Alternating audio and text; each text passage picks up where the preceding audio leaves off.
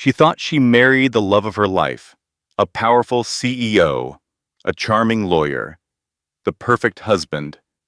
But when she found divorce papers hidden in his briefcase, she discovered something far more terrifying than an affair.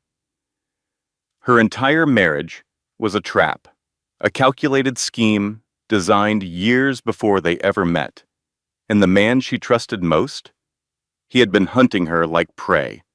But here's what he didn't expect. The woman he tried to destroy had a brother worth $4 billion. A brother who had been searching for her for 25 years. This is the story of Sarah Mitchell, a pregnant woman who uncovered a web of lies spanning 3 decades, a hidden fortune worth millions, and a family secret that powerful men were willing to kill to protect. What she did next shocked everyone. This story will show you how to recognize the warning signs of manipulation, why family secrets can become weapons, and most importantly, how one woman chose truth over comfort and transformed her greatest betrayal into her greatest strength. At 6 months pregnant, Sarah sat in a high-end Manhattan restaurant, clutching the papers that proved her life was a lie. Across the table, her husband Richard, a powerful CEO, cut his steak with chilling precision. "Keep your voice down, Sarah. People are looking," he whispered, his tone as sharp as his knife. She ignored him, her voice trembling as she held up the documents she found in his briefcase. "These are divorce papers, Richard." A hint of her Alabama accent surfaced, a sure sign she was distressed. "I also found the report from the private investigator you hired to follow me." Richard finally met her gaze, his eyes like cold steel. "That is just standard legal protection. You are being dramatic." Sarah's face grew hot. "Dramatic? There is a custody evaluation in here, Richard. And I know about your assistant, Jennifer." At her name, his jaw tightened. He placed his silverware down with a deliberate click. "Jennifer is a colleague. Your implications are inappropriate." "I am not a fool, Richard," Sarah said, her voice dropping.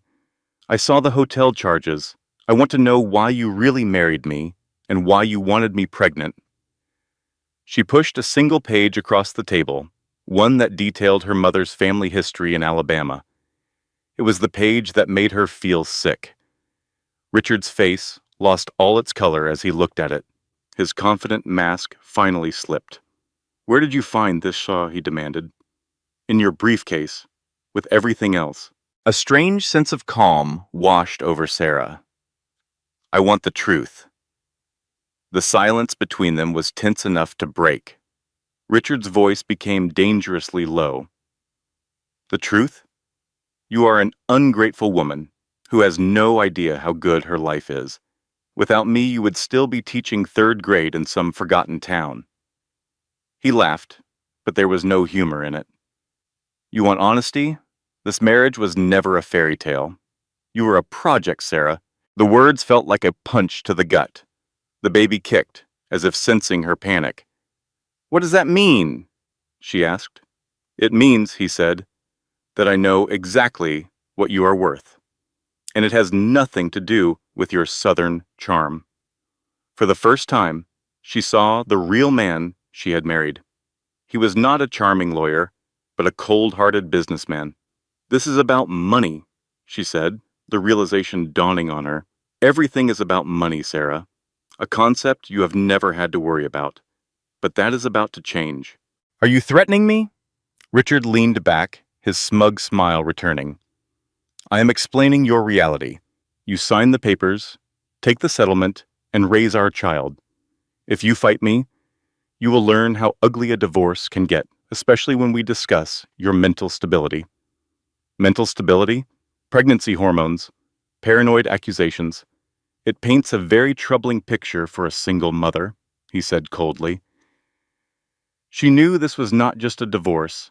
It was a war for her child, designed to trap her completely. Then a detail from the file clicked into place. "The investigator's report," she said suddenly. "It focuses on my mother's maiden name. Why?" Richard's composure wavered.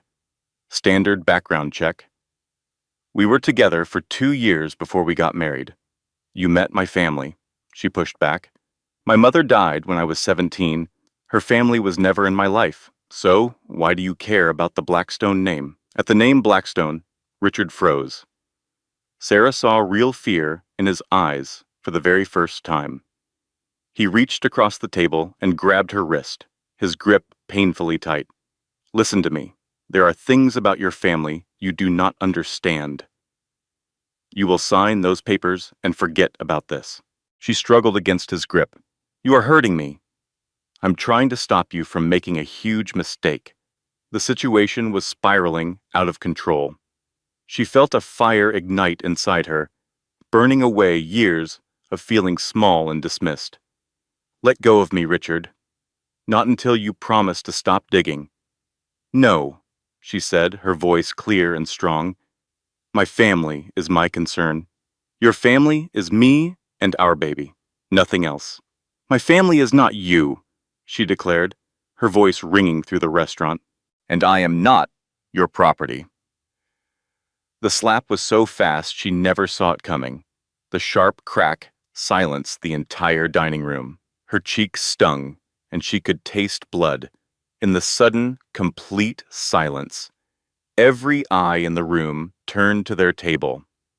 Her private life had just become a public spectacle. Ma'am, are you okay? A waiter was standing at her side. He was tall, maybe in his late 30s, with kind green eyes that seemed strangely familiar. His warm voice made her want to break down and cry. I am fine, she whispered, though it was obviously a lie. The waiter looked at Richard with pure disgust. Sir, I am going to have to ask you to leave. This is a private discussion, Richard snapped, but his voice had lost its power. Not anymore, the waiter said calmly but firmly. Security is on their way. Richard looked around at the 50 strangers staring at him, his carefully built reputation shattering. This is not over, Sarah, he snarled as he stood. He threw his napkin down and stormed out, leaving her alone in a sea of curious faces. The waiter returned. Can I get you some ice for that? He asked gently. Sarah could only nod, unable to speak. He took Richard's empty seat without an invitation. I know this is forward, he began, but you should not be alone right now, and you definitely should not drive. Sarah accepted the ice pack he offered. I will call a cab, she said, her voice trembling. What is your name? He looked at her intently. Sarah Mitchell, she answered, then corrected herself. Well, Sarah Wheeler Mitchell. I am not sure what my name is anymore. At the name Wheeler, the waiter's expression changed. Wheeler, he said slowly, from Alabama? Sarah stared at him. How did you know that? He pointed to her face. Your accent and... This might sound odd, but did you ever live in a town called Fairfield? A chill went down her spine. Who are you? Instead of answering, he handed her a business card. She read the words, and her world spun. Blackstone Holdings, Marcus Blackstone, Chief Executive Officer. The name was like a punch to the gut. Blackstone.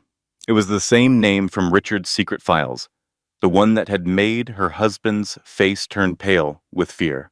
I do not understand, Sarah whispered. Marcus Blackstone looked at her with piercing green eyes that felt strangely familiar. His voice was soft. I think you do, Sarah. I think you have always felt like a piece of you was missing. Sarah stared at the man who was supposedly a billionaire, but had just been serving her wine. He knew her hometown, her maiden name, and he looked at her as if he had been searching for her his entire life. Who are you? She asked again, her voice barely a whisper. I am your brother, Marcus said, plainly. And I have been looking for you for 25 years. Hours later, in her cold, empty apartment, Sarah stared at the card. The ice pack had melted, but the impossible words of the man claiming to be her brother were branded in her mind. She had typed Marcus Blackstone's name into her computer the moment she got home. The search results made her collapse into a leather chair. Forbes magazine listed him as the 38th richest person in America, with a net worth of $4.2 billion. His tech empire spanned 3 continents. Photos showed a man with her green eyes and their mother's determined jaw, commanding boardrooms and giving speeches. But in every picture, she saw something else in his eyes, a look of someone who had everything but was still searching for one specific thing. Her laptop was open to an interview from 2019. In it, he talked about growing up in foster care in Alabama after his mother vanished when he was 13. He spoke about overcoming abandonment and using that pain to fuel his success. I learned early that the people who are supposed to love you can leave, he said in the interview. But I also learned that love is not about blood. It is about choosing to show up for people. Sarah thought back to when she was 17 and her mother died. Her stepfather, Tom, had called it a tragic car accident. 6 months later, they moved to New York, and he legally changed her name from Blackstone Wheeler to just Wheeler. He said it was for a fresh start. Now she wondered what he was really hiding. The apartment suddenly felt like a stage, and all the expensive furniture Richard had picked out felt like a costume she was desperate to remove. Her phone buzzed. It was a text from Richard. "We need to talk. This does not have to be difficult." She deleted the message without a second thought. Then she dialed the number on Marcus's card. He answered immediately, as if he had been waiting by the phone. "Sarah, I need to ask you something," she said, skipping any pleasantries. "Do you remember a little girl who used to read under an oak tree behind a blue house on Maple Street?" There was a long pause. When Marcus finally spoke, his voice was thick with emotion. "You had a book about a princess who saved herself. You read it so many times the cover fell off." Sarah closed her eyes, the memory flooding back. She was 7 or 8 years old, and a teenage boy would sometimes bring her lemonade. Her mother had called him her guardian angel. "That was you," she said, tears welling in her eyes. "That was me," he confirmed. "I always checked on you after my shift at the grocery store." "Why did no one ever tell me?" she asked. "Mom made everyone promise to protect you," Marcus explained gently. "Our mother, your father. My father was a violent man, and she was terrified he would find us and use you to hurt her. After she died, your stepfather honored that promise. Tom Wheeler is a good man, Sarah. He moved you across the country and changed your name because he was genuinely afraid for you." Sarah thought of her kind but distant stepfather, who had always seemed to keep her at arm's length. It was not grief, it was fear. "Where is your father now?" she asked. "Our father," Marcus corrected her. "He is serving a life sentence for murder.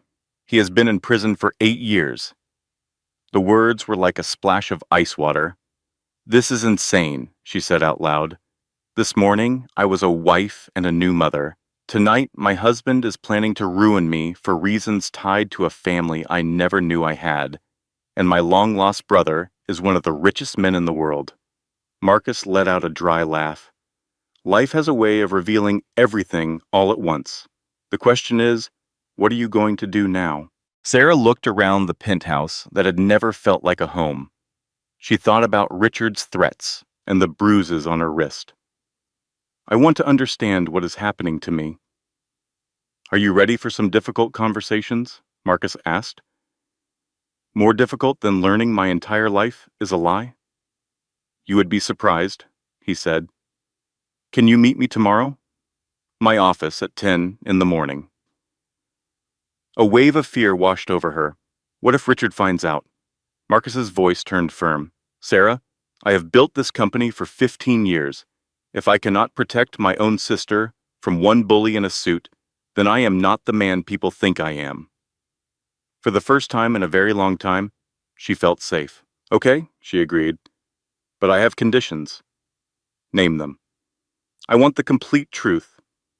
About our mother, your father, and why Richard is so terrified of the Blackstone name. No more lies.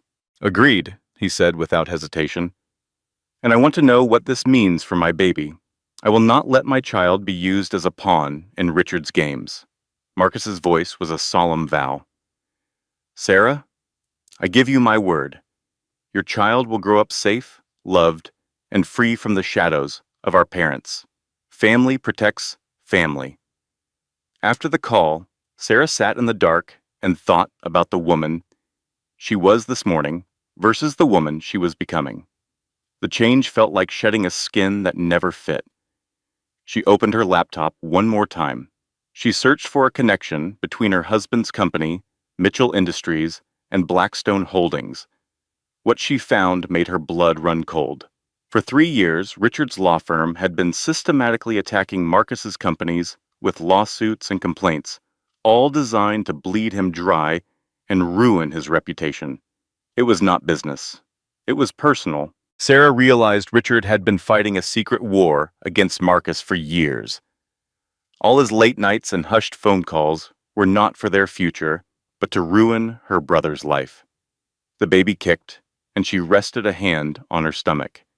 She whispered, "Don't you worry, your Uncle Marcus will help us." For the first time, that felt like a real promise. The next morning, a gray rain fell over Manhattan. Sarah looked up at the Blackstone building on Fifth Avenue, its top floors vanishing into the clouds. The 91 stories of steel and glass felt like a world she never belonged to. Inside, the marble lobby was designed to make you feel insignificant. But when Sarah gave her name at the security desk, the guard's demeanor changed instantly. He went from professional to genuinely warm. "Miss Mitchell, Mr. Blackstone wants me to bring you up myself." The elevator ride to the 91st floor was long, giving Sarah time to think. She had spent the night learning about Marcus Blackstone. He was a brilliant and ruthless man who had built an empire, but she also noticed a deep loneliness in his interviews. He often talked about second chances and helping people overcome their past. Sarah guessed he spent 15 years saving others because he couldn't save himself from the pain of losing his own family. The elevator doors opened into a reception area that felt more like a cozy living room than an office. There were books on the walls instead of awards. A woman in her 50s stood up from a beautiful antique desk. "Miss Mitchell, I am Helen, Mr. Blackstone's assistant. He is ready for you." Marcus's office had stunning floor-to-ceiling windows overlooking Central Park, but what Sarah noticed most were the personal touches, like family photos and a well-used leather reading chair. Marcus was looking out at the park. When he turned around, his eyes reminded her so much of their mother. "Thank you for coming," he said. She replied, "Thank you for telling me the truth, or at least some of it."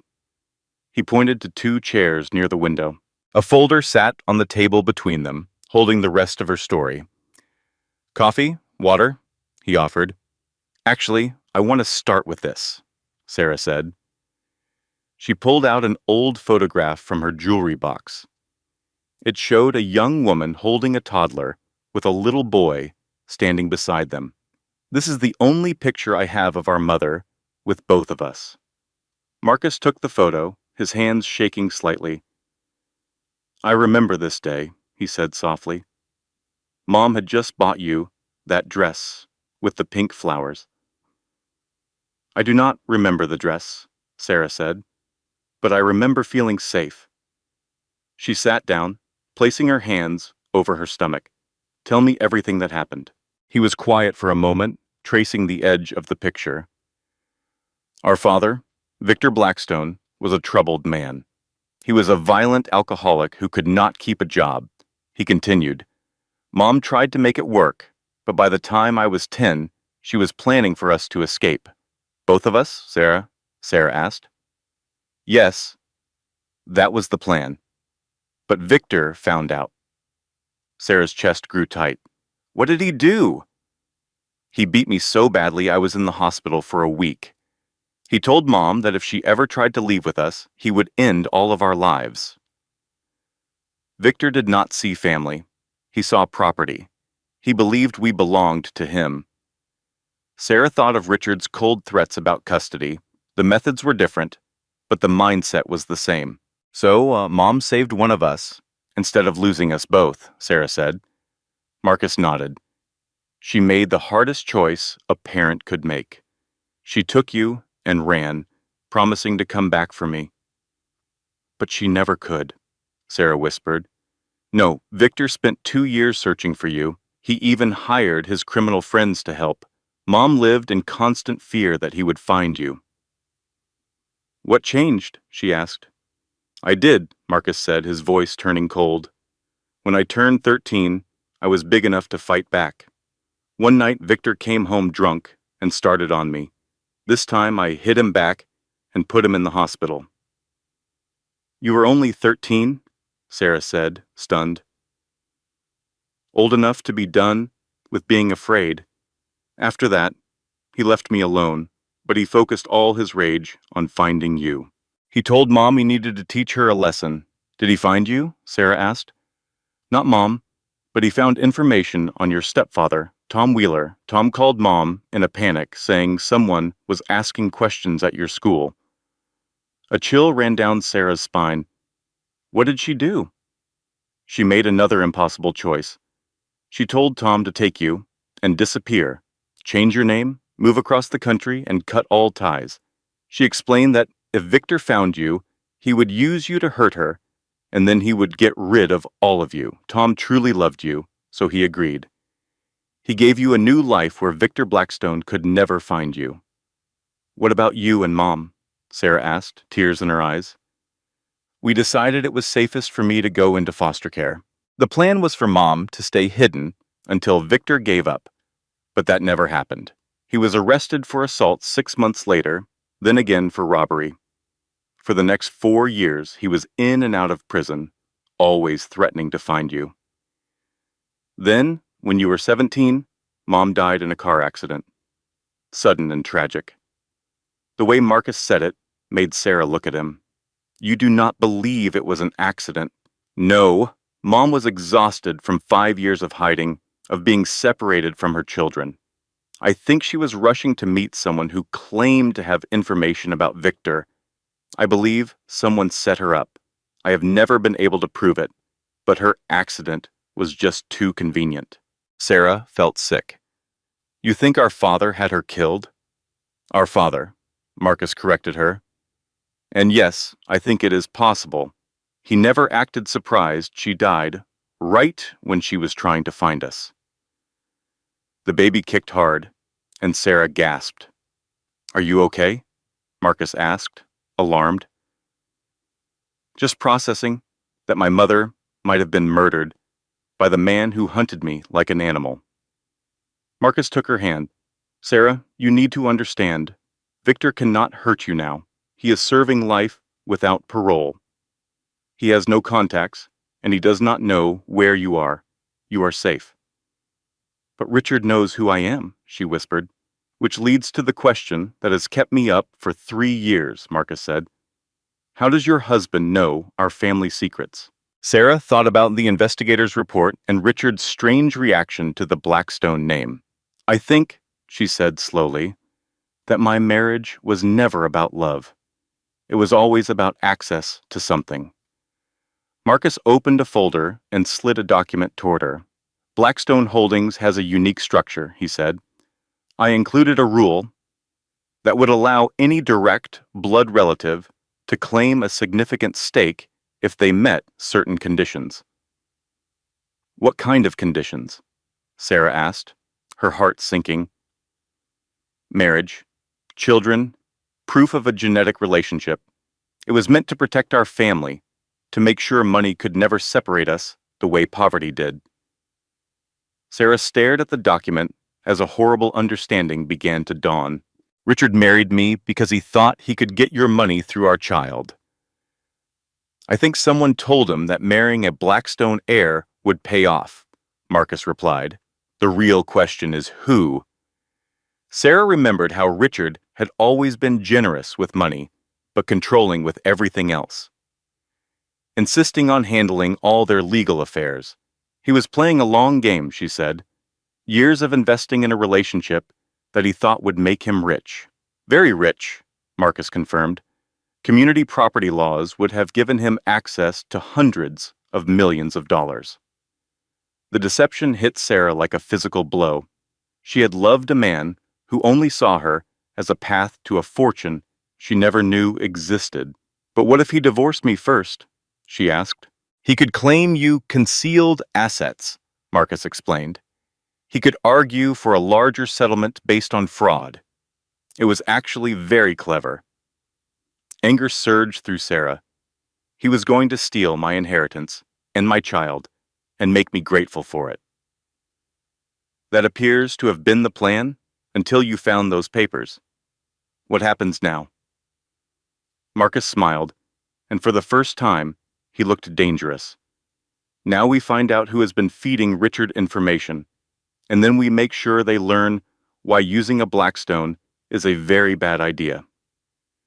Sarah saw the determined boy he once was. I want to help, she said. Sarah, you are 6 months pregnant. You need to focus on yourself and the baby.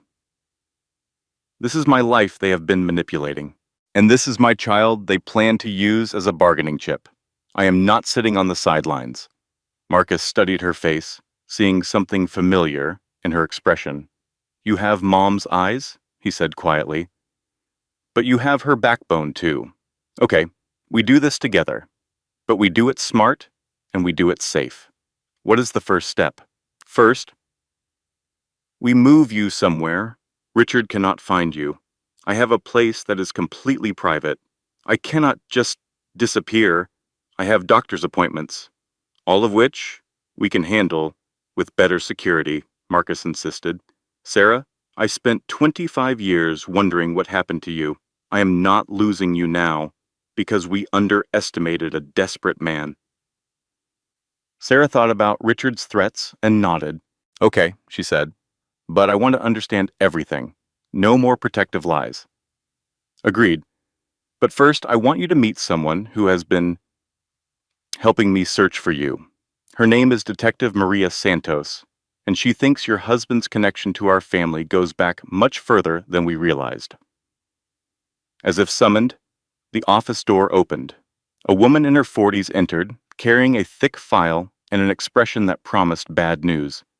Miss Mitchell, she said, her voice grave, we need to talk. Detective Maria Santos had the kind of presence that made people confess things they never planned to say.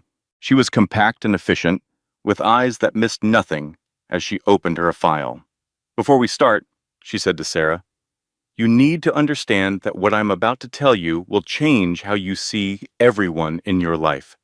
Are you sure you are ready for that? Sarah looked at the tension in her brother's shoulders. I do not think I have a choice anymore. There is always a choice.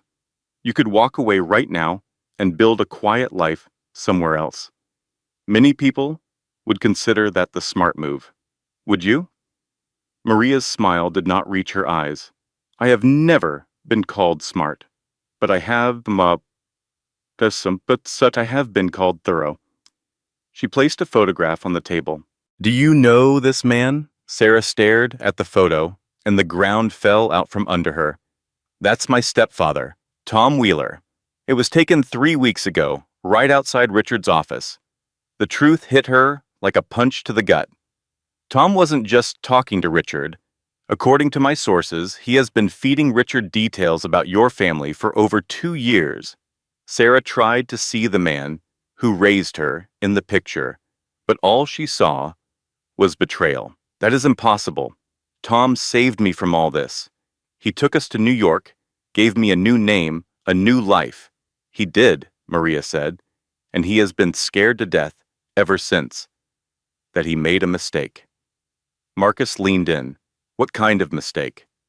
Tom has carried the guilt of your mother's death for 25 years. He blames himself for not protecting her, for taking you so far away that she died all alone. Tears welled in Sarah's eyes. He never told me. What was he supposed to say? That he had spent decades wondering if Maria would still be alive if he had done things differently. Maria presented another file. 2 years ago, someone made Tom an offer. Richard? Sarah asked. Not exactly. It was a third party, claiming to work for Richard. They told Tom they had found Marcus and wanted to arrange a family reunion. They just needed some background information to make sure it was safe. Marcus's face hardened, and Tom fell for it. He wanted to fall for it, Maria added. He had followed Marcus's career for years, always hoping for a safe way to bring you two back together. When they offered him what looked like a real chance to finally make things right, he took it.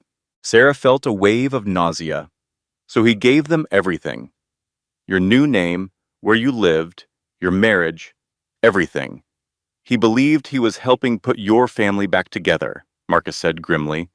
Instead, he handed Richard the weapon to tear it apart. It gets worse, Maria said. Once Tom started talking, they kept asking for more. They wanted details about your mother's final days and Victor Blackstone's threats. Why would they want to know about that? Maria and Marcus shared a look. Because Victor Blackstone is still dangerous, even in prison. He runs a criminal network from his cell, and his sons from his first marriage are making sure no one else can claim to be his heir. Sarah felt the baby kick as her heart raced. His sons? Victor had 2 sons before he met your mother. Both are career criminals who have been waiting 25 years for him to die, so they can get their hands on whatever money he hid, Sarah concluded. What money? That is the million-dollar question, Maria said, pulling out another page. Victor Blackstone was a violent man, but he was smart enough to hide a fortune where no one could find it. Money the FBI never touched. Marcus sat perfectly still. How much? We estimate somewhere between $10 and $50 million. That is more than enough to make people eliminate any rivals for the inheritance. Sarah struggled to breathe. Rivals like me.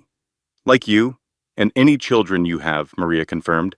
According to the law, all of Victor's biological children have an equal claim to his money. So Richard wasn't just after Marcus's fortune. He wanted our baby to have a claim on Victor's hidden cash, too. He was playing both sides. Exactly, Maria said. Marry you to get access to Marcus's clean money, then use his own child's bloodline to claim a piece of Victor's dirty money. Sarah saw her own terror mirrored in Marcus's eyes. How many people are after us? At the very least, Victor's 2 sons and their crew, Richard, and anyone Victor owes money to. The scale of it all was dizzying. Sarah thought she was just dealing with a cheating husband. Instead, she was trapped in a criminal plot spanning generations, with millions of dollars and murderers involved. What about Tom? She asked. Tom is filled with regret and is completely terrified, Maria answered.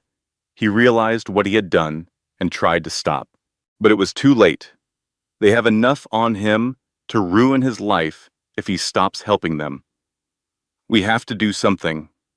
We will, Marcus promised. But our first job is to keep you safe. If Victor's sons find out Richard's plan is failing, they will look for other solutions. Other solutions? Maria and Marcus exchanged another glance, and Sarah knew there was more. Show her the timeline, Marcus said. Maria produced one last document. It showed important dates from their family's past, next to some strange coincidences. I do not get it. Your mother's car accident was 2 days after Victor's last appeal was rejected, Maria pointed out. Richard met you 6 months after Marcus's company went public, and Richard's people first contacted your stepfather a week after Victor's sons were released from prison. You believe this was all planned for years? I believe this was planned from the day your mother died, Marcus said. Victor's sons have been watching us for decades, waiting for their chance. Richard was either in the right place at the right time to help, or he has been working for them from the start. We are still trying to figure that out, Maria added. The deception was overwhelming. So everyone has been lying to me? My husband, my stepfather. Not everyone, Marcus said softly. Tom made a terrible mistake, but he loves you, and now you have family that will do anything to protect you. So what happens now? Maria leaned forward. It means you vanish until we handle these threats. A new identity, a secret location, and 24-hour security until the baby is born. And we have taken care of everyone with a claim on this family. How long will that take? Months, maybe more. Sarah imagined spending her pregnancy in hiding while others fought her battles. Part of her wanted it, but another part hated it. What if I do not want to disappear? What if I want to fight? Then you are risking your life and the baby's life, Marcus stated flatly. These people have already killed once. Once, Sarah. They will do it again. You really think they murdered Mom? I think her accident happened at a very convenient time for people who wanted her out of the way. Sarah rested her hands on her stomach, feeling the baby move. For the first time, she truly understood this was not just about her. Her choices now would impact an innocent child who deserved a safe life, free from the violence that had defined her own and Marcus's childhood. Okay, she said, I will disappear, but I want updates, and I want a say in how this ends. I refuse to spend my life hiding because we were too afraid to solve the problem for good. What are you saying? I am saying it is time the Blackstone family stopped running from Victor's legacy and started to fight. A fierce smile spread across Marcus's face. Now you are talking like a Blackstone. The safe house was a massive estate in the Hamptons with a private beach and state-of-the-art security. It should have been a dream, but after 3 weeks of being isolated in luxury, Sarah was going stir-crazy. You are pacing again. Dr. Elizabeth Hartman noted from a chair near the fire. The doctor Marcus hired visited twice a week, a trusted person, cleared for access. I am pregnant, not a prisoner, Sarah shot back, continuing her patrol of the room. I am losing my mind sitting here while everyone else runs my life. Your brother is protecting you. My brother is trying to control a mess that has been out of control for 25 years. There is a difference. Dr. Hartman set her chart aside and gave Sarah a look that felt like a diagnosis. Tell me about the nightmares. Sarah stopped walking. For weeks, she had the same dream of her mother driving in a storm, calling her name as the car spun out of control. They are just dreams, she said, just anxiety. Trauma can manifest in many ways, especially during pregnancy, Dr. Hartman said. The hormonal changes and emotional upheaval create a perfect storm. You think I am having a breakdown? I think you are having that a completely normal response to learning your entire life has been built on lies. The question is whether you will let that trauma define your future, or if you will take control of your own narrative. Sarah sank into the chair, finally admitting her exhaustion. I do not know how to take control when I do not understand what I am fighting. Then maybe it is time to stop fighting other people's battles and start fighting for what you want. If you could write the ending to this story, what would it look like? Sarah thought about the question. For months, she had been reacting to other people's decisions and revelations. I want my child to grow up free, she said finally, free from the violence that shaped my family. Free from people who see children as assets, free from the fear that made my mother choose to hide instead of fighting back. That is a good start. What else? I want the truth, all of it, about my mother's death and about who has been manipulating my life and why. And personally, what do you want for Sarah, separate from being a mother or a sister? The question caught her off guard. She had spent so many years being defined by others, she had forgotten herself. I want to matter, she said quietly. I was married to a man who saw me only as a possession. I want to be valued for who I am, Sarah explained. Is that possible in your current situation? Dr. Hartman asked. Sarah thought about the bodyguards and the constant surveillance. Not if I stay hidden forever, she said. Not if I let others make all the decisions for me. The doctor nodded. What would taking control look like? I do not know how to fight people like Victor's sons on my own. But you have a brother who does, the doctor reminded her. The question is, do you want to be a partner in that fight, or just a bystander? Just then, her phone buzzed. It was Marcus. His voice sounded strained, which immediately put her on high alert. Sarah, we need to talk. Can Dr. Hartman stay on the line for this? Maria has new information about Richard, Marcus said, his voice grim over the phone. He told Sarah to put him on speaker so Dr. Hartman could hear. We know why he's been so confident. He's building a case to have you declared mentally incompetent. The words felt like a punch to the gut. Marcus continued, he is documenting what he calls your emotional instability and paranoid behavior. He plans to argue that the stress of the pregnancy, combined with learning about your family connection to me, has triggered a psychological break. Richard's goal was to prove Sarah was unfit to make decisions for herself or her child. He cannot do that, Sarah whispered, but he could. Richard had been methodical, collecting medical records about her pregnancy-related anxiety and twisting her accusations about his affair into proof of paranoid jealousy.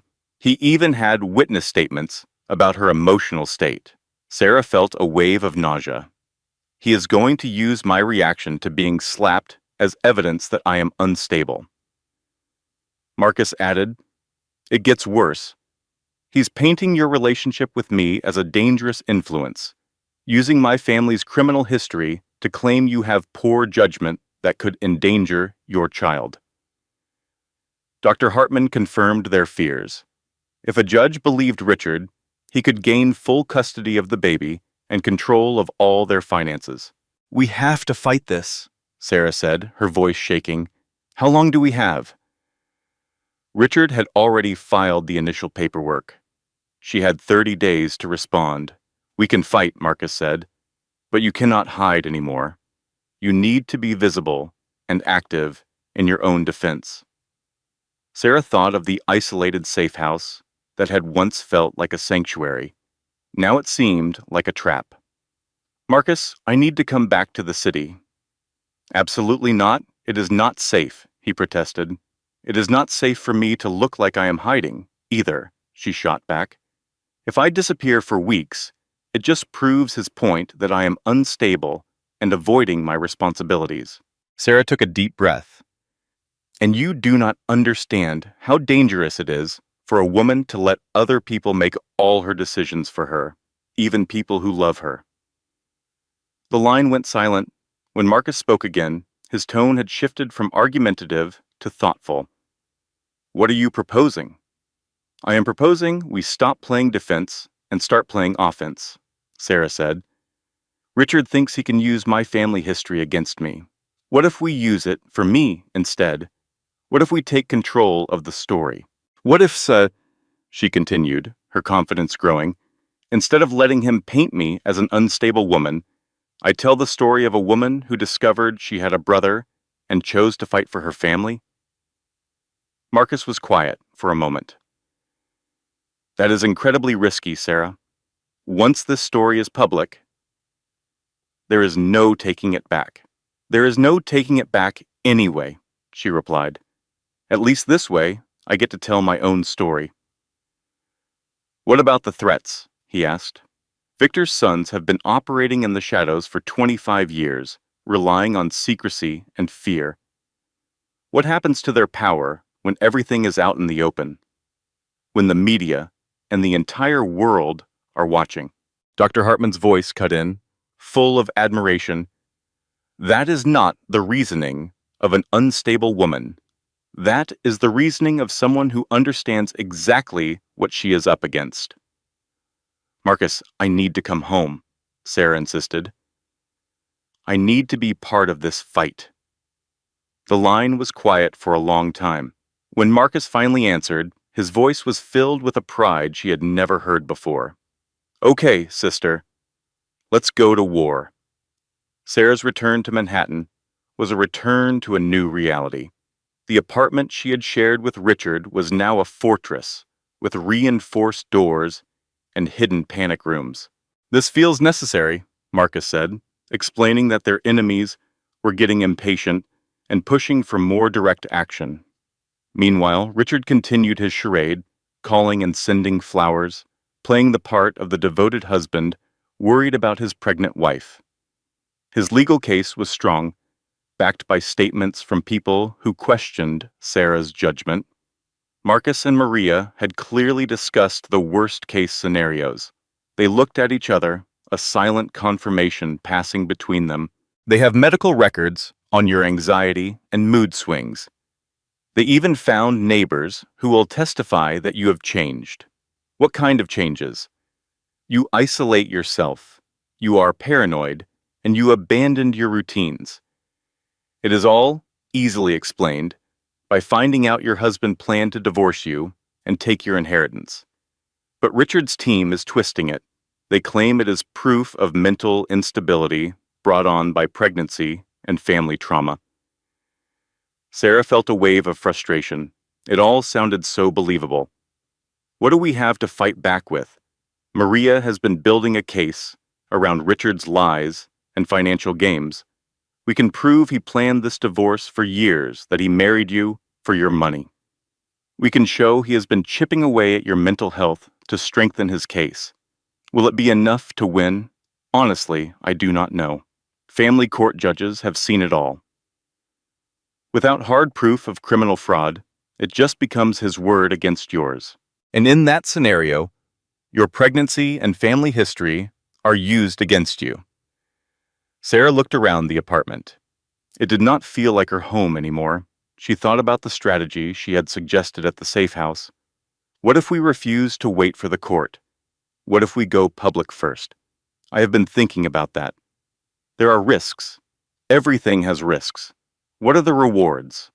Marcus pulled up a chair. He was shifting into his strategic planning mode. The upsides are huge. If we control the story, and when it breaks, we can shut down several of their moves at once. How? First, we destroy his story that you are having a breakdown. We will show everyone that you are clear-headed, well-spoken, and making smart choices for your family.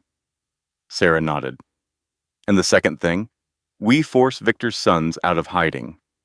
Right now, they are using other people to do their dirty work. That gives them cover. If the Federal Bureau of Investigation starts asking questions about them publicly, they have two choices.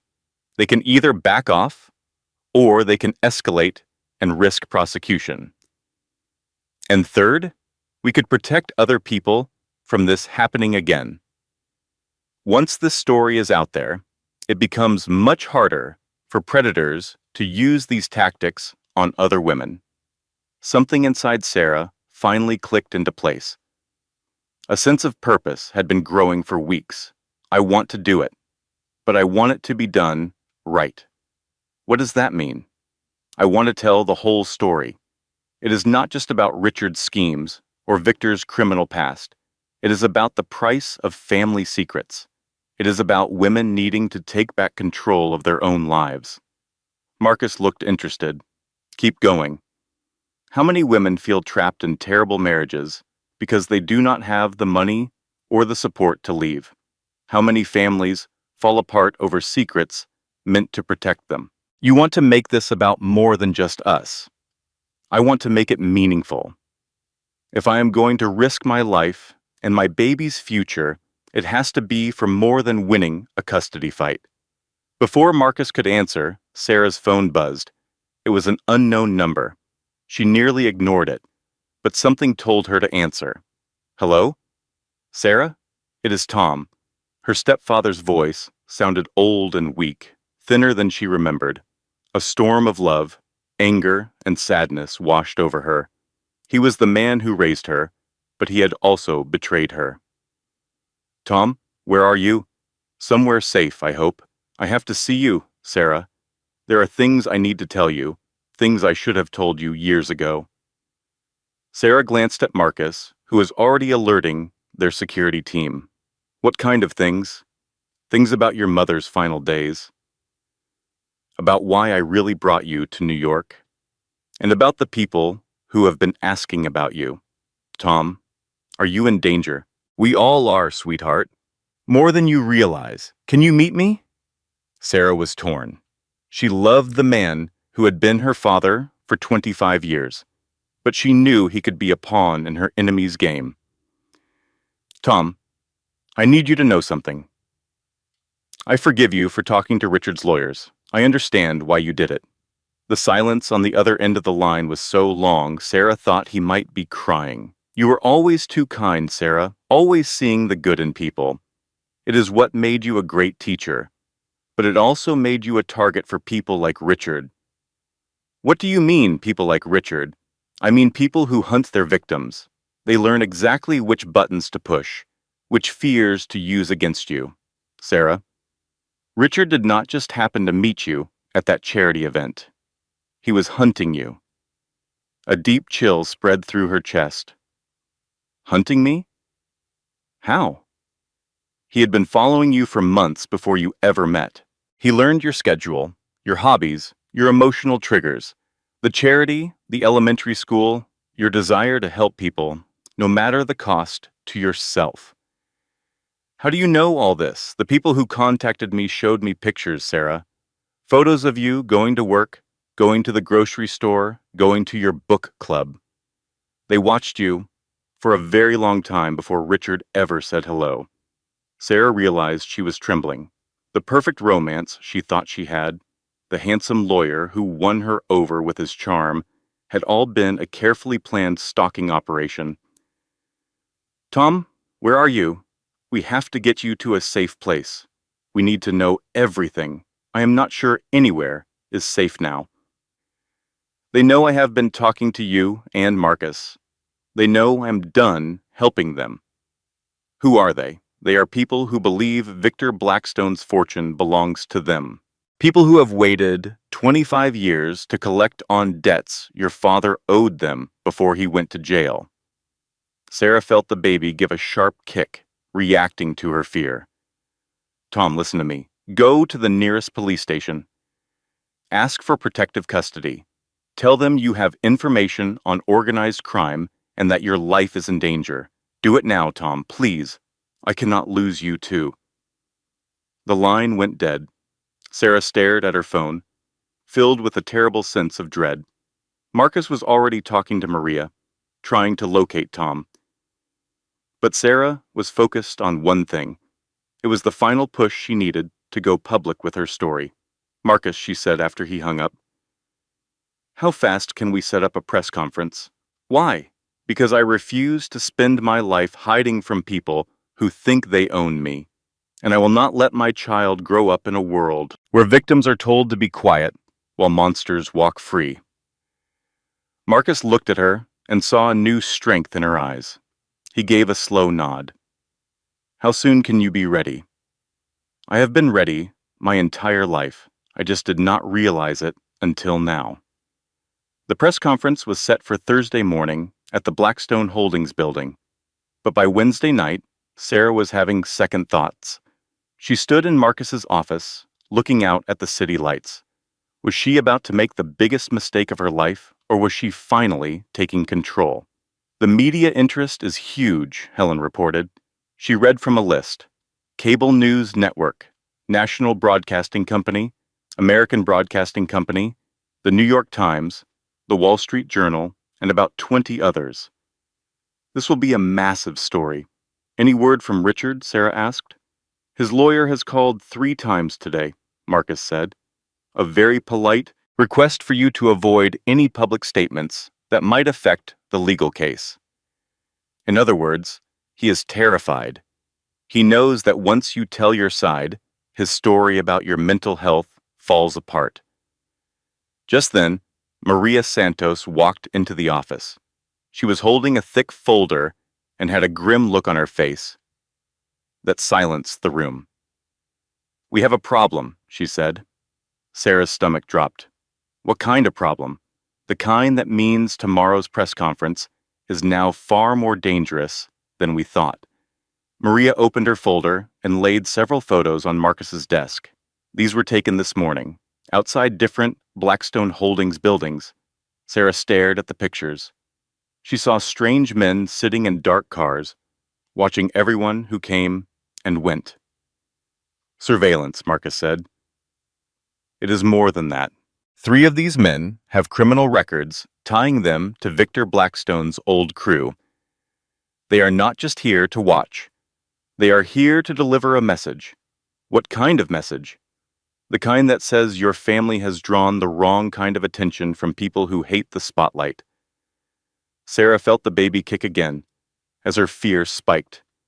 "Are we in immediate danger? We are dealing with people who have lived in the shadows for decades. Now they are facing national media exposure. That makes them very unpredictable." Marcus was already on his phone, speaking quietly and urgently to his head of security. Sarah watched her protective brother become the powerful executive who had built an empire. "What are our options?" he asked when he hung up. "We cancel the press conference," Maria said instantly. "We move Sarah back to the safe house and wait for law enforcement to handle the threat.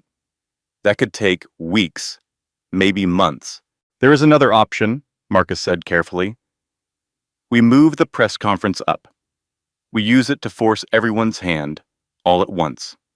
Sarah felt a spark of understanding. "We do not just tell my story about Richard. We tell the complete story about Victor's criminal organization, the threats, everything." "Exactly," Marcus confirmed. "We make it impossible for them to operate in the shadows anymore. We put everything on the record, with federal law enforcement present." This was not just a defense, it was an attack. And for the first time in months, Sarah felt powerful. "This plan makes any move against us a federal crime, with a room full of witnesses." Maria was not convinced. She said, "That is a huge risk. You are starting a war with killers." Marcus shot back. "They started this war 25 years ago. We are just now fighting back." Sarah's mind raced. She thought of her mother, who died in a car crash that suddenly seemed suspicious. She thought of Tom, in hiding, for trying to protect her. She thought of the new life inside her, a child who deserved a legacy of courage, not fear. "I will do it," she said. "But I need Tom and everyone else involved to have witness protection." Marcus nodded. "That is already done. Maria has been working with the Federal Bureau of Investigation. They have been after Victor for years and are thrilled to finally have witnesses. And Richard? Richard is about to become a minor detail in a much bigger story. This is no longer about a messy divorce. This is about a woman who found out her family was targeted by criminals and decided to go public." A deep sense of calm washed over Sarah. It was the same feeling she got in her classroom when dealing with a tough situation. Sometimes you just have to face a problem head-on with the truth. "When do we write my statement?" "We already started," Marcus said, holding up a notepad full of ideas. "But the final words have to be yours. It must be your story told your way." For the next 4 hours, Sarah worked with them. She needed to balance legal facts with raw emotion. She had to expose the manipulation she suffered without playing the victim. She had to show the danger without sounding unstable. Maria explained, "You need to sound like you were taking control of your story, not like you have lost control." "What if I have lost control?" "Then you fake it until you make it," Maria replied. "The only other choice is to let them write your story forever." Sarah thought about who she was 6 months ago. She was always agreeable, always letting Richard decide everything. That woman felt like a complete stranger to her now. As they finished the draft, she said to Marcus, "I have been wondering why Victor's sons took so long to make a move. They could have come for his money years ago, or even come after you. Why target me now?" Marcus looked at her. "What is your theory?" "I think they had to be certain Victor was never getting out of prison. They could not challenge him while he might be released. But now something must have changed. Victor's last appeal was denied 6 months ago. After 25 years, they finally know he is going to die in prison. This means they can start plotting to take over his empire, but first, they have to get rid of any other potential heirs. That means you and your baby." Sarah rested a hand on her stomach, feeling the steady beat of her child's heart. This fight was always coming. Richard simply gave them a convenient excuse to start it. So stopping him does not stop the real threat. No, but exposing the real threat takes care of Richard and protects anyone else they might target.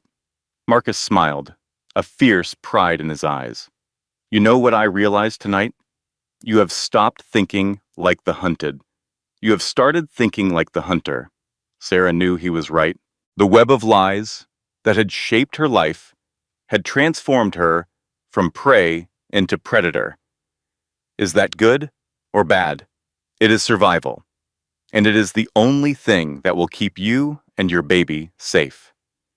Sarah looked out at the city, at all the people whose lives were about to change because of her story.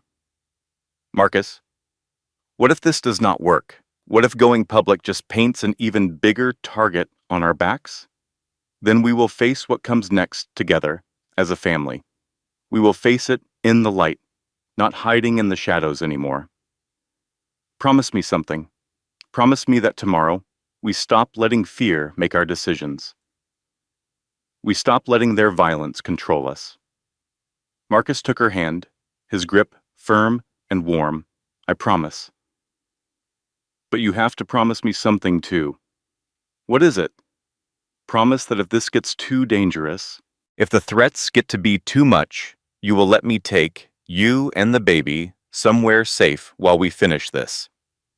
Sarah saw the same protective fire in her brother's eyes that must have driven their mother 25 years ago. "I promise to always put my baby's safety first, but I will not promise to hide while other people fight my battles. Those days are over." Marcus nodded, accepting her terms. "Then let us go make some history." Thursday morning was gray and cold. A drizzling rain made Manhattan look like a movie scene. Sarah stared at her reflection in the office bathroom. Was the woman looking back brave enough for this? At 8 months pregnant, she felt the weight of the world on her shoulders. But she saw a new determination in her eyes, a strength that was not there 6 months ago. The press conference was set for 10 a.m. The conference room was buzzing, filled with cameras, microphones, and enough security to protect a president. Through the walls, Sarah could hear the low hum of reporters and police finding their seats. "You do not have to do this," Marcus said for the 10th time. "We can still call it off, and I can spend the rest of my life wondering if I was brave enough to fight for my family." Sarah shook her head. "Number 1, I am done letting other people decide my future." Just then, Maria Santos appeared in the doorway, holding a tablet. Her expression was serious. "We just heard from the FBI," she said. "Victor's sons made contact. They want to negotiate." Sarah's heart hammered against her ribs. "Negotiate what?" "They are making an offer. They will leave you alone permanently. In exchange, you make a public statement giving up any claim to Victor Blackstone's money. You also have to agree to never investigate your mother's death." "Absolutely not," Marcus snapped. "It is not his decision," Sarah said, looking at Maria. "What exactly is the offer?" "They will stop all surveillance and intimidation. They will not interfere with your divorce. They guarantee your child will never be threatened. And in return, I give up the right to know how my mother died and any inheritance From a man I never met? Essentially, yes. Sarah thought about the offer. She saw the appeal, but she also saw the trap. What happens if I take the deal and later decide I want the truth? Then the deal is void, and we are right back here. So they want me to promise to never seek answers. And they want my unborn child bound by that same promise. That is how I see it. A wave of anger washed over Sarah.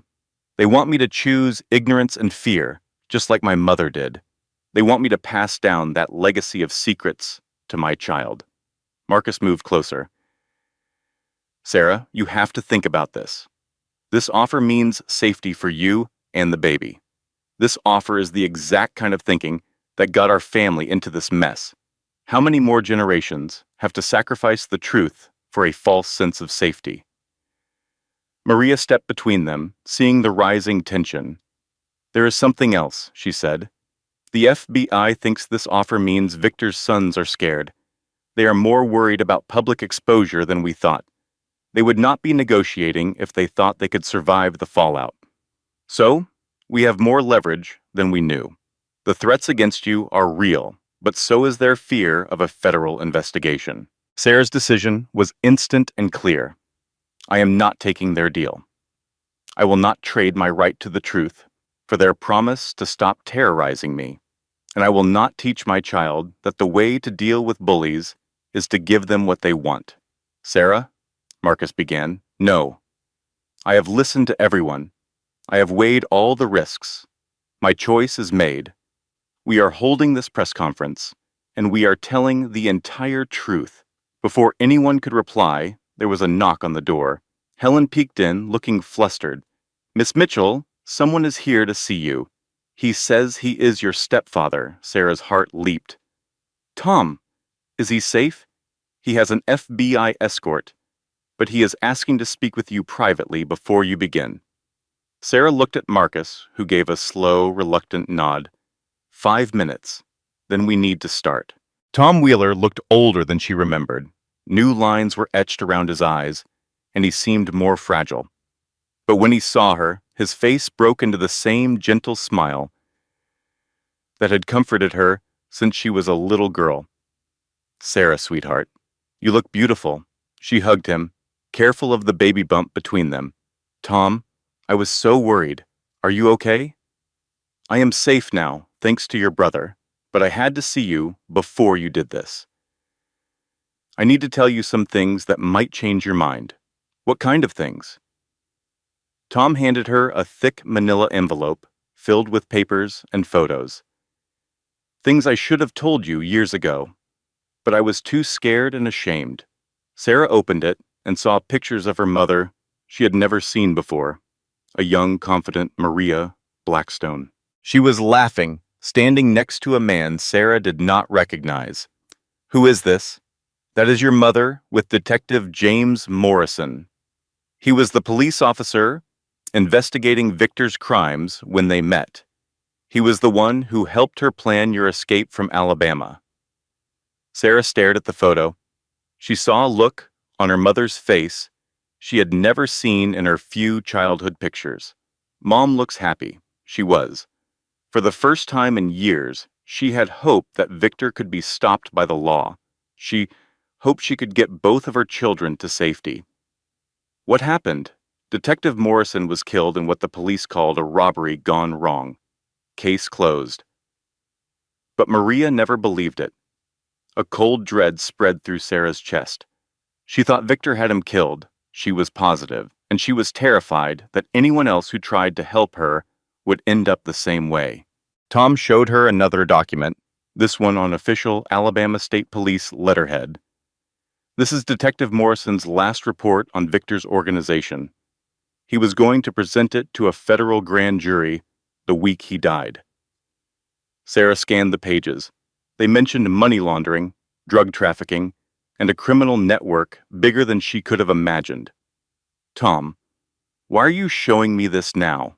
Because Detective Morrison had a partner who has been unofficially investigating this case for 25 years, Agent Patricia Collins. She is now a senior investigator at the FBI and she is here. She is downstairs with the other agents.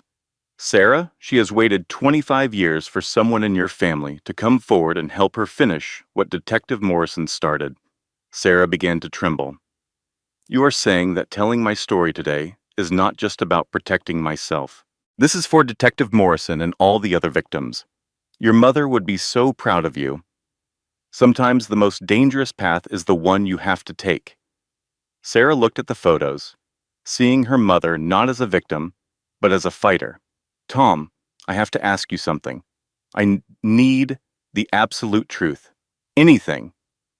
Do you think Mom's car crash was an accident? Tom was silent for a long time, the weight of 25 years on his face. No, sweetheart, I do not. I think your mother was killed because she would not stop fighting for you. The truth hit Sarah hard, but it did not shatter her. It forged her resolve into steel. Then it is time to finish what she started. Sarah stood, her hand on her stomach.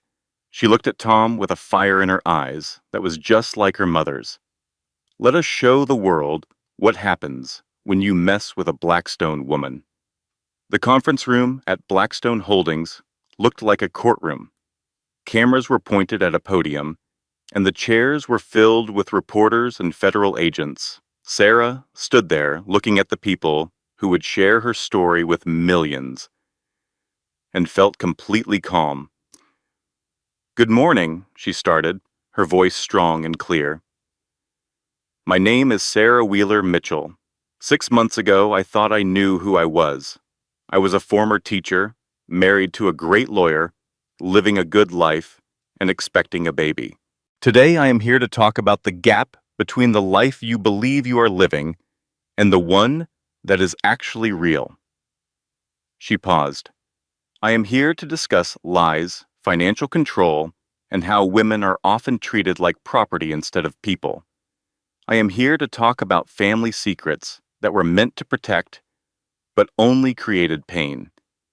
I want to talk about the courage it takes to choose truth when it is not safe.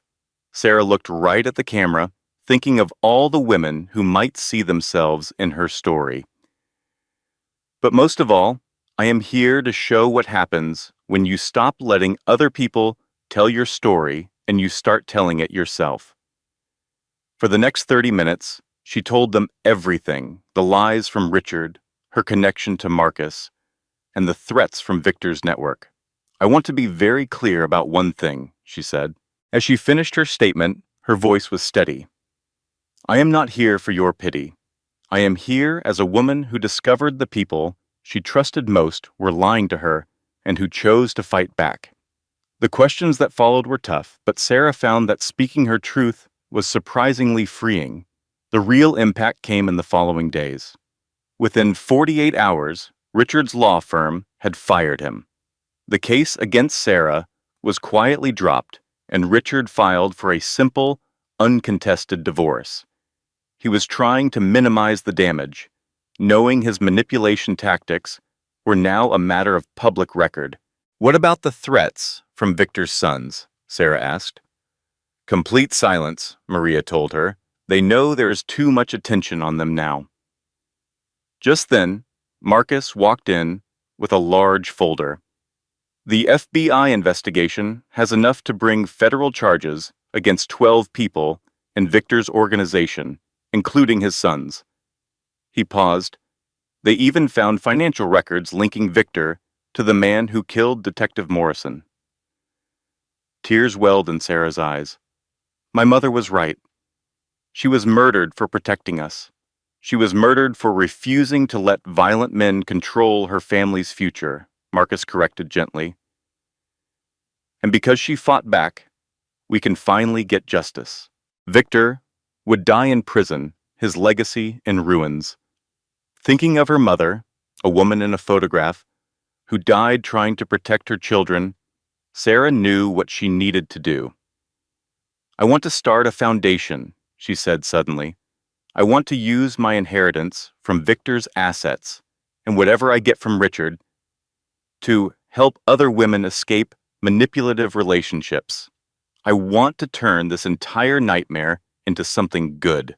She would call it the Maria Morrison Foundation, to honor both women, their fight for truth, and the idea that no one should have to choose between safety and honesty. 6 weeks later, Sarah gave birth to a daughter, Maria Rose.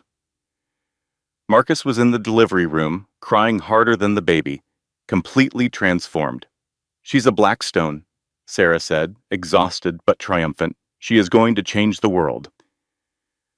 The Foundation's first meeting took place in the same conference room where Sarah had told her story. 30 women attended, all survivors, all ready to rebuild their lives on a foundation of truth. With little Maria asleep in her carrier, Sarah addressed the group. I've learned that real family is something you choose, build, and fight for, she said. And the family you choose can be more powerful than the one you were born into. The women nodded, seeing their own stories in hers. We're all here because we refused to let others define love for us. We chose truth over comfort and our own voices over someone else's story. She looked at the courageous faces around her. The most important lesson, she continued, is that we heal together. We do not get better from trauma by ourselves. We build new lives by facing our past, not pretending it never happened. We heal by sharing our stories and supporting one another. Later, Sarah stood in Marcus's office, looking out at the city. Little Maria was growing fast, already showing her family's green eyes. Any regrets? Marcus asked, coming to the window. About what part? Going public? Taking the risk? Sarah considered the question. I regret that it took me 37 years to realize I had a choice, she said. I regret that my mother died thinking she had to keep us apart to protect us. And I regret that women are out there right now, living the way I was just 6 months ago, believing they have to accept control just to feel secure. But you do not regret the fight? Marcus asked. No, she replied. The fight was the first honest thing that had happened to me in years. He nodded. What is next? Sarah glanced at her daughter. Next, we keep fighting. We keep telling the truth and helping women find their voices. We will build the kind of family my mother always dreamed of. A year later, Sarah was back in the Manhattan restaurant where everything changed. This time, however, she was hosting the first fundraising dinner for the Maria Morrison Foundation. The room was full of supporters and survivors. It feels different being here, Marcus noted beside her. Everything feels different, Sarah said, adjusting 10-month-old Maria on her hip. The baby was curious and fearless, reminding Sarah so much of her own mother. But it is a good kind of different, an honest different. The evening's program included powerful stories from women helped by the foundation and updates on the federal cases that followed Sarah's testimony. But the defining moment for Sarah came when Agent Patricia Collins walked over. Miss Mitchell, I need to thank you personally, the FBI investigator said. Her voice was heavy with the weight of a 25-year career. Because you were brave enough to speak up, we finally closed Detective Morrison's case. His family waited decades for this. Was it really Victor? Sarah asked. We can't prove he gave the order directly, since he will not cooperate. But we have enough to convict the men who did it. And we traced the money back to his organization. Tears welled in Sarah's eyes. Mom was right to be so scared. Your mother was a brave woman trying to protect her children from unimaginable violence, Agent Collins said gently. But she was fighting that battle all alone. You are not. Sarah thought about how easily her story could have ended in tragedy. Do you think we have really stopped them, Victor's sons? We have seriously disrupted their network. 3 of his sons are in federal prison, and the rest have been arrested or have fled the country. Agent Collins gave a grim smile. But organized crime is like a monster with many heads. You cut one off, and another grows back. The important thing is, we sent a message. What about Richard? Sarah asked. He is serving 18 months in a minimum security prison for financial fraud. He will lose his license to practice law and most of his money, but he will get by. That is not my problem anymore, Sarah said. No, it is not. And that may be the biggest win of all. Later, Sarah spoke with other women whose stories echoed her own. A psychologist, Dr. Rebecca Martinez, noted, "It is amazing how these relationships follow the same script. The intense affection at the beginning, the slow destruction of your confidence, the isolation. It is like they all use the same playbook." They do, Sarah agreed, thinking of how Richard had systematically undermined her. The tactics work because they prey on our basic human needs for love and security. The only way to fight back is with education and a strong support system. That is why your work is so important, Dr. Martinez said. Every woman who hears your story sees a piece of her own. Sarah looked around the room. I have been thinking a lot about the difference between healing and justice, she told the group. I used to think that getting justice would heal me. But I have learned they are two different things. Justice happened when Richard went to prison and Victor's organization was broken up. But healing only started when I began telling my own story, when I stopped letting other people decide my value. Dr. Martinez nodded. Healing is something you control inside yourself. Justice depends on outside systems and other people. Exactly, Sarah said. And I have also learned that family is not just about blood. It is about the people who show up for you, who support your growth instead of trying to control it. As the night ended, Sarah stood in the exact spot where Richard had struck her 13 months before. The memory was there, but it no longer had power over her. Thinking about that night? Marcus asked, holding a sleeping Maria. I was just thinking how different everything is, she replied. That night I felt trapped and powerless. Tonight, I feel like I am exactly where I am meant to be. Any advice for the woman you were back then? I would tell her that the slap was not the worst part. The worst part was all the years she let someone treat her as less than equal and told herself it was normal.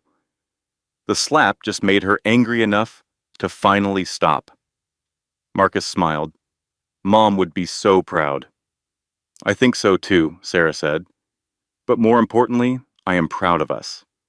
We chose truth, we fought back, and we built something good from the wreckage.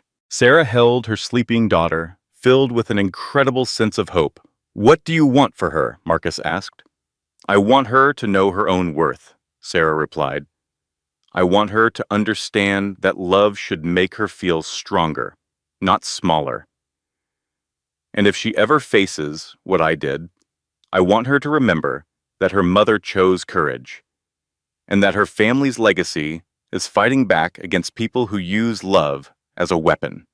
Sarah looked around the restaurant, no longer a place of humiliation, but the starting point of her new life. As they were leaving, Sarah noticed their waiter was the same young man from the night her world fell apart. He came to their table with a kind smile. Miss Mitchell, I followed your story. Your courage that night inspired me to finally leave an abusive relationship. Tears came to Sarah's eyes. I am so glad you are safe now. I am, he said, and I am applying to law school. I want to help people the way your foundation is.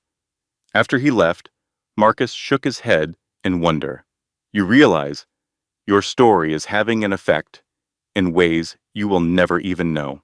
Sarah looked down at her daughter, who was starting to wake up. That is the thing about truth, she said softly. Once you let it out, it has a life of its own. It grows and changes things you never expected.